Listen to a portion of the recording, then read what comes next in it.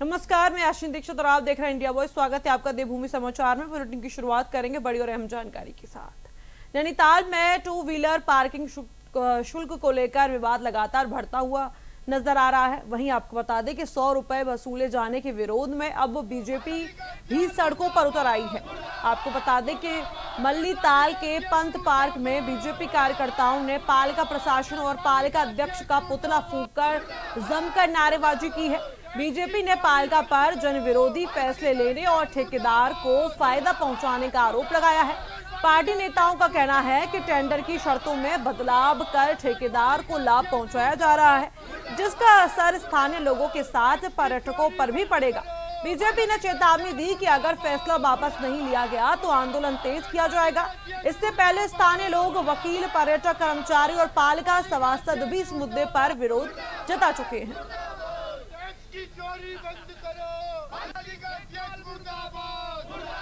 तुगलकी फरमान इन्होंने यहाँ पर करवा दिया। अब जिसने 24 करोड़ में इन्होंने उसको दिया है, क्या कारण रहा, क्या रहा और किस कारण से उसको दिया, क्योंकि हमको तो ये बताया गया है कि उसमें उन्होंने पैसे भी दिए गए हैं और इसलिए 24 करोड़ का ये जो ठेका हुआ है वो मनमानी कर रहा है। बोर्ड इसीलिए चुना जाता है कि हमारे सभासदगण उसमें हैं, उनकी भी रजामंदी होती है और बोर्ड में सारे प्रस्ताव पास होते हैं। मैं नगर पालिका अध्यक्ष थी, एक बात हम लोग नगर पालिका बोर्ड में करते थे, तब बाहर हम लोग उन प्रस्तावों की चर्चा करते थे। लेकिन ये बोर्ड ऐसी हो रही है कि बिना सभासदों के अपने आप ये कर दे रही है, जिसकी मैं घोर निंदा करती हूँ और ये उसको वापस ले। वहीं काशीपुर में हरेला पर्व के अवसर पर रामनगर वन विभाग के गुलजारपुर क्षेत्र में वन विभाग और खनन विभाग की ओर से संयुक्त वृक्षारोपण कार्यक्रम आयोजित किया गया है। कार्यक्रम का शुभारंभ रामनगर वन प्रभाग के प्रभागीय वनधारी प्रकाश चंद आर्य और उत्तराखंड के खनन निर्देशक राजपाल लेधा ने पौधारोपण कर किया है।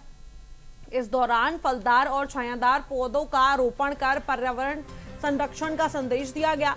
इस अवसर पर वन विभाग की करीब 22 हेक्टेयर भूमि पर बड़े पैमाने पर पौधारोपण किया गया।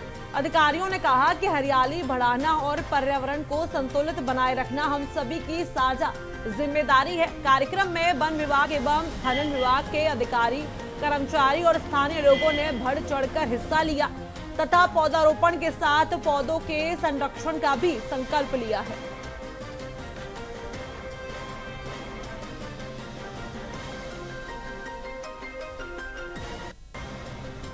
जनपद उधम सिंह नगर में खनन विभाग के और वन विभाग के तराई पश्चिमी वन प्रभाग के आपस में समन्वय से एक यहाँ गुलजारपुर गांव की सीमा पर लगभग 22 हेक्टेयर वन भूमि में वृक्षारोपण का कार्यक्रम रखा गया है, जिसमें यहाँ के स्थानीय जो हमारे खनन व्यापारी है उनके का सहयोग लिया जा रहा है और आमजन का भी सहयोग लिया जा रहा है। नहीं, ऐसी नहीं, जो निकासी की जो मात्रा होती है वो मात्रा हम पूरी निकासी हर वर्ष पूरी कर रहे हैं। इस वर्ष भी निकासी हमारी पहले ही अप्रैल माह में ख़त्म हो चुकी थी, फिर हमने उससे ख़त्म होने से पूरा ही शासन स्तर में उसमें निकासी की मात्रा में वृद्धि भी की गई। खनन सूत्र जो वर्षा काल के बाद कई बार होता है कि पानी नदी में चलता है, उस वजह से थोड़ा विलम्ब हो जाता है, लेकिन हमारी कोशिश ये रहती है कि 15 अक्टूबर तक प्रत्येक दशा में खनन कार्य शुरू हो जाए। कांवड़ यात्रा को लेकर देहरादून आरटीओ ने तैयारियां तेज कर दी हैं। श्रद्धालुओं की सुरक्षित और सुगम यात्रा सुनिश्चित करने के लिए परिवहन विभाग अलर्ट मोड पर है। विभाग ने स्पष्ट किया कि ओवरलोडिंग, बिना परमिट वाहन संचालन, फिटनेस, प्रदूषण प्रमाण पत्र और अन्य नियमों का उल्लंघन करने वालों के खिलाफ सख्त कार्रवाई की जाएगी। कांवड़ यात्रा के दौरान सभी व्यावसायिक वाहनों की फिटनेस, परमिट, बीमा, ड्राइविंग लाइसेंस और जरूरी दस्तावेजों की जांच की जाएगी। साथ ही ओवर स्पीडिंग और यातायात नियम तोड़ने वालों पर भी नजर रखी जाएगी। बता दें कि आरटीओ ने वाहन संचालकों से नियमों का पालन करने और यात्रियों की सुरक्षा को प्राथमिकता देने की अपील की है। विभाग पुलिस और प्रशासन के साथ समन्वय बनाकर यात्रा को सुरक्षित और व्यवस्थित बनाने के लिए लगातार निगरानी करेगा।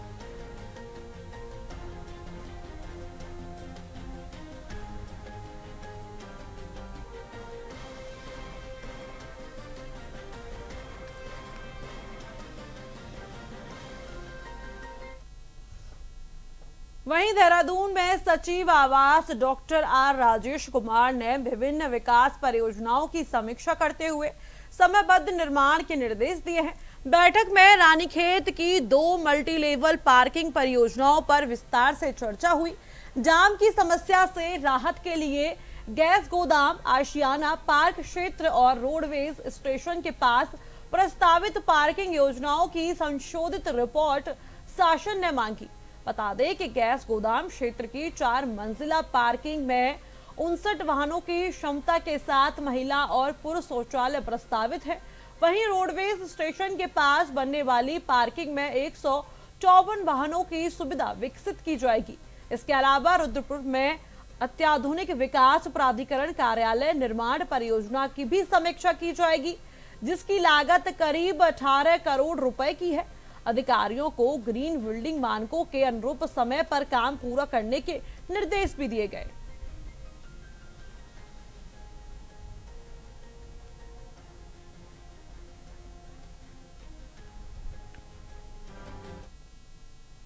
वहीं रुद्रप्रयाग के जिला मजिस्ट्रेट विशाल मिश्रा ने मानसून के दौरान केदारनाथ यात्रा पर आने वाले श्रद्धालुओं से विशेष सतर्कता बरतने की अपील की है। उन्होंने कहा कि यात्रा के दौरान मौसम तेजी से बदल सकता है, इसीलिए सभी यात्री प्रशासन द्वारा जारी मौसम संबंधित एडवाइजरी का पालन करें और बिना जानकारी के आगे ना बढ़ें।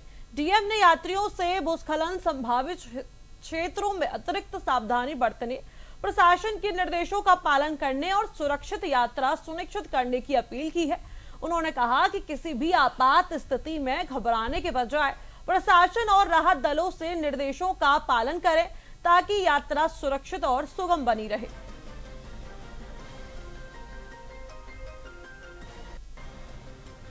मानसून के बीच अभी यात्रा जारी है। ये तीर्थ यात्रियों का, श्रद्धालुओं का आस्था है। हम यात्रा को आवश्यकता पड़ने पर, जब रेड अलर्ट होता है, कहीं लैंडस्लाइड होता है, हम यात्रा को अस्थायी तौर पर रोकते भी हैं। और मैं ये लोगों से अनुरोध करना चाहूँगा कि मानसून में अपने स्वास्थ्य का बहुत ध्यान रखें। कई बार आप बारिश में भीग जाते हैं और आपकी तबीयत खराब हो जाती है। जो सीनियर सिटीजन हैं वो भी अपने स्वास्थ्य का ध्यान रखें। वर्षा काल के लिए जो आवश्यक वस्तुएं हैं जैसे रेन कोट, छाता आदि लेकर के चलें। साथ ही साथ जो हमारे लैंडस्लाइड प्रोन एरियाज़ हैं वहाँ पर संभल कर ट्रेवल करें, यातायात नियमों का पालन करें और जहाँ पर जो हमारे वार्निंग मैसेजेस डिस्प्ले हो रखे हैं उनका फॉलो ज़रूर करें। कई बार ऐसा देखा गया है कि लोग गधेरे से, जो हमारे वाटर रिवलेट्स हैं, उससे अपनी गाड़ी को पार करने का प्रयास करते हैं। उन्हें इस बात का अंदाज़ा नहीं होता है कि जल का बहाव कितनी तेज़ होता है। तो हमें जब इस जगह ट्रैवल करना है, श्री केदारनाथ धाम की यात्रा में ट्रैवल करना है, तो यातायात के नियमों का हमें पालन करना है और जो वार्निंग्स हैं, जो मैसेजेस हैं, उनको हमें पालन करना है ताकि हम एक सुरक्षित सुव्यवस्थित यात्रा का अनुभव लेकर के जा सकें। सीधा चलते हैं अमरोहा, जहां पर 207 करोड़ से अधिक लागत की, आपको बता दें कि विकास परियोजनाओं का लोकार्पण सीएम योगी द्वारा किया गया है। क्रम में उपस्थित अमरोहा और धनौरा से जुड़े हुए जनपद के मेरे सभी बहन और भाइयों, मैं सबसे पहले महाभारत कालीन पावन तीर्थ की भूमि तिगड़ी से जुड़े हुए इस जनपद को वासुदेव तीर्थ के नाम पर, जिसने द्वापर युग की स्मृतियों को जीवंत बनाए रखे हुए है, ऐसे अमरोहा जनपद की इस पावन धरा को कोटि कोटि नमन करते हुए आप सभी का मैं अभिनंदन करता हूं। बहनों और भाइयों, अमरोहा जनपद ने अपनी कारीगरी और हस्तशिल्प के माध्यम से दुनिया के अंदर अपना लोहा बनाया है। अमरोहा का तबला और ढोलक वन डिस्ट्रिक्ट वन प्रोडक्ट में एक पहचान बनाया है। अब यहां पर आपने देखा होगा कि यहां का अन्नदाता किसान अपनी आम की उपज को वैश्विक बाजार में पहुंचाने का काम कर रहा है। मध्य गंगा नहर परियोजना वह भी पूरी हो रही है और साथ साथ गंगा एक्सप्रेसवे ने तो अब आपकी राह को और आसान कर दिया है। याद करिए ना, आज से 10 वर्ष पहले कोई सोचता था कि अमरोहा से दिल्ली की दूरी इतनी कम हो पाएगी? कोई कल्पना कर सकता था कि अमरोहा से लखनऊ और प्रयागराज की दूरी इतनी आसान हो पाएगी? लेकिन यह भी हुआ है। और अभी तो हम लोग हरिद्वार की दूरी को और आसान बनाने जा रहे हैं। हमने प्रशासन को बोल दिया है, किसानों को अच्छा दाम मिलना चाहिए जमीन का। और बहनों और भाइयों, अमरोहा जनपद अब ऐसा जनपद हो गया है, कोई अब उसको पिछड़ा जनपद नहीं कहेगा। जैसे यहां की तबले की थाप कहीं भी बसती है लेकिन नाम अमरोहा का आता है, ऐसे ही विकास के पैमाने पर एक नए प्रतिमान की ओर स्थापित हो रहा अमरोहा अब अपनी पहचान बनाएगा। यहां का औद्योगिक विकास के लिए बन रहा पार्क, हसनपुर में बन रहा पार्क, औद्योगिक विकास को एक नई ऊंचाई देगा। कल्पना करिए, क्या ये विकास, क्या ये औद्योगिक निवेश, क्या ये 17 के पहले संभव था? यहां के गन्ना किसानों को गन्ना मूल्य का भुगतान हो, क्या ये 2017 के पहले संभव था? नहीं। 2007 से 17 के बीच में पिछली सरकारों ने, याद करिए, प्रदेश की 29 चीनी मिलों को बंद किया था। 21 चीनी मिलों को औने पौने दाम में बंद बेचने का काम किया था। और अगर वही सरकारें होती बहनों और भाइयों, अब तक उत्तर प्रदेश का पूरा चीनी उद्योग बंद हो चुका होता। आज डबल इंजन की भारतीय जनता पार्टी एनडीए की सरकार 122 चीनी मिलों का संचालन कर रही है। गन्ना मूल्य का हम लोगों ने अब तक 3,23,000 करोड़ रुपए का गन्ना मूल्य का भुगतान किया है।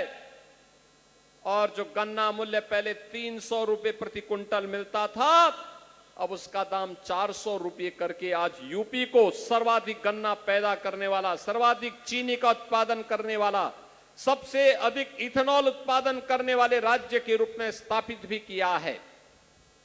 बहनों और भाइयों, यह वर्ल्ड क्लास इंफ्रास्ट्रक्चर आने वाले 50 और 100 वर्ष की योजना को लेकर के तैयार किया गया है।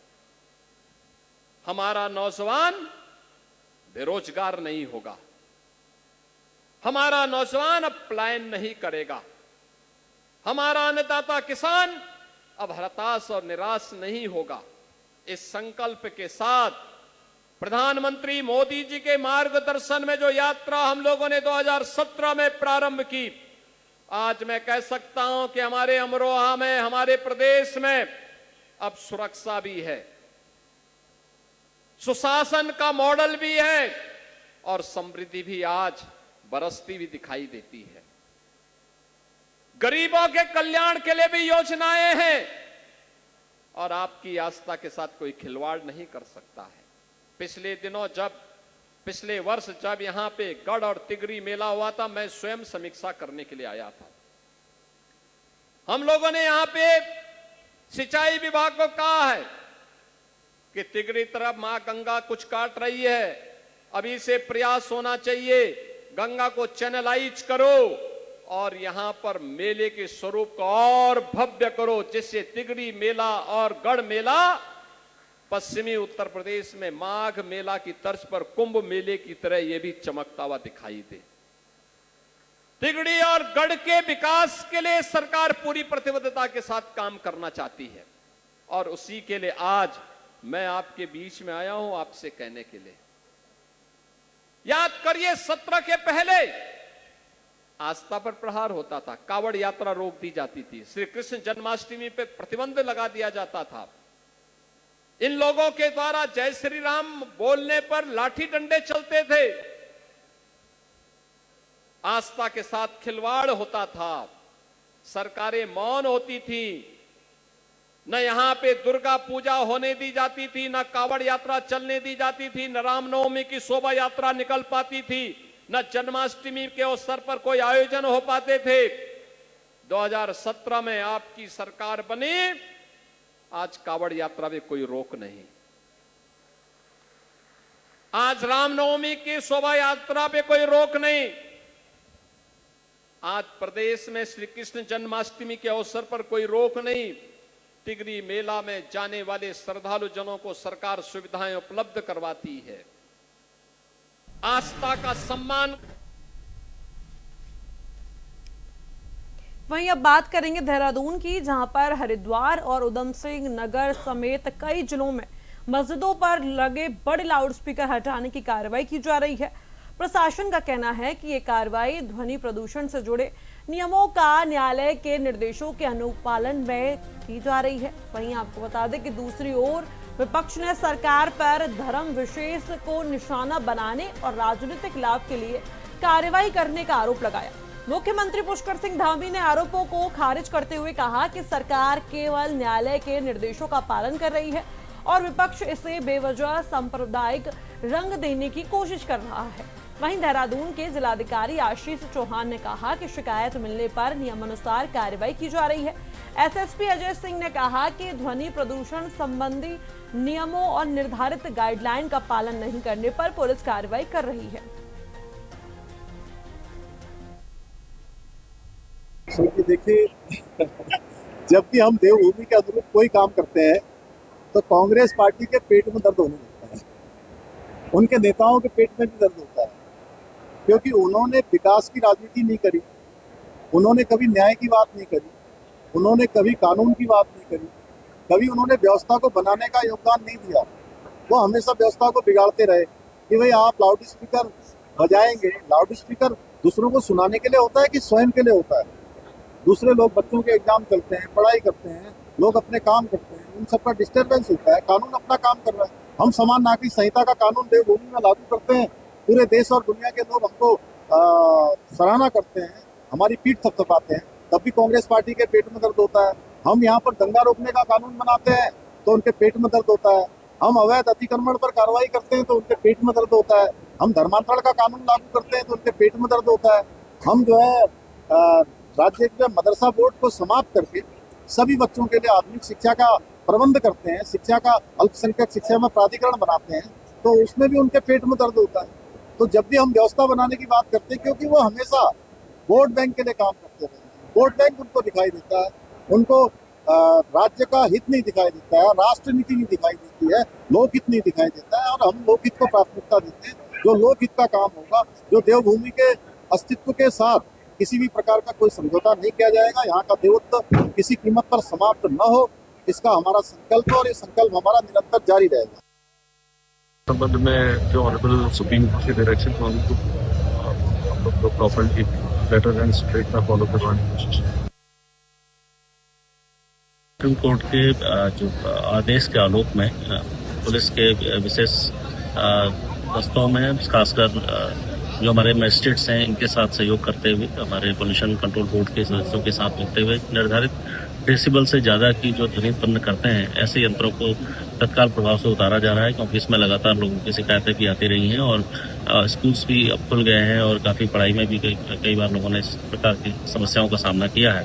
तो जो भी निर्धारित डेसिबल से ज़्यादा ध्वनि उत्पन्न कर रहे हैं, उसके खिलाफ एक विशेष अभियान अभी चलाया जा रहा है, जिसमें अपेक्षित परिणाम भी सामने आ रहे हैं और अब तक करीब 50 से ऊपर ऐसे संस्थानों से निर्धारित डेसिबल से ऊपर की जो ध्वनि उत्पन्न करने वाले यंत्रों को उतारा गया है और आगे इस पर और ज्यादा तेजी लाई जाएगी। वहीं उधम सिंह नगर के पंतनगर थाना क्षेत्र में हुई लाखों रुपए की चोरी पुलिस ने खुलासा करते हुए एक शातिर आरोपी को गिरफ्तार कर लिया है। पुलिस ने आरोपी के कब्जे से करीब 160 ग्राम सोने के आभूषण, 1 किलो चांदी के आभूषण और चोरी में इस्तेमाल की गई स्प्लेंडर प्लस मोटरसाइकिल बरामद की है। वरिष्ठ पुलिस अधीक्षक अजय गणपति के निर्देश में गठित विशेष टीमों ने 100 से अधिक सीसीटीवी फुटेज और तकनीकी साक्ष्यों के आधार पर आरोपी अजय उर्फ अज्जू को गिरफ्तार किया है। पुलिस के अनुसार चोरी की नकदी बैंक खातों में जमा की गई थी, जिन्हें फ्रीज कराने की कार्रवाई की जा रही है।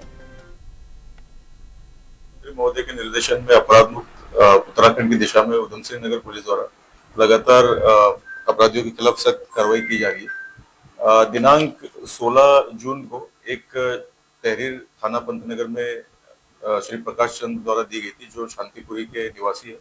उन्होंने अपने तहरीर में लिखा था कि उनके घर के एक कमरे की खिड़की तोड़ करके जाली निकाल करके अलमारी से कुछ जेवर और कुछ कैश चोरी कर ली गई है। इस सूचना के मिलते ही त्वरित हमने 4 टीमों का गठन किया था, जिन्होंने 100 से भी अधिक सीसीटीवी खंगाले हैं और उसके बाद एक अजय उर्फ अज्जू, जो रहने वाला गडरिया बाग थाना किच्छा का है, इसको कल हमारी टीम ने अरेस्ट किया है, जिसके पास से 16 तोले सोना और 1 किलो चांदी के जेवर और उसके अकाउंट में 7 लाख कैश होना पाया गया। उसके अलावा उसके पास एक चोरी की मोटरसाइकिल भी बरामद हुई है, जो थाना ट्रांजिट कैंप क्षेत्र से उसने चोरी कर ली थी और ये आपराधिक गतिविधि के लिए वो यूज कर रहा था। इसके ऊपर पहले के 4 चोरी के अन्य मुकदमे भी है दर्ज है, जो थाना किच्छा में दर्ज है। इसके अलावा एक और फरार अपराधी है, जिसकी तलाश अभी जारी है।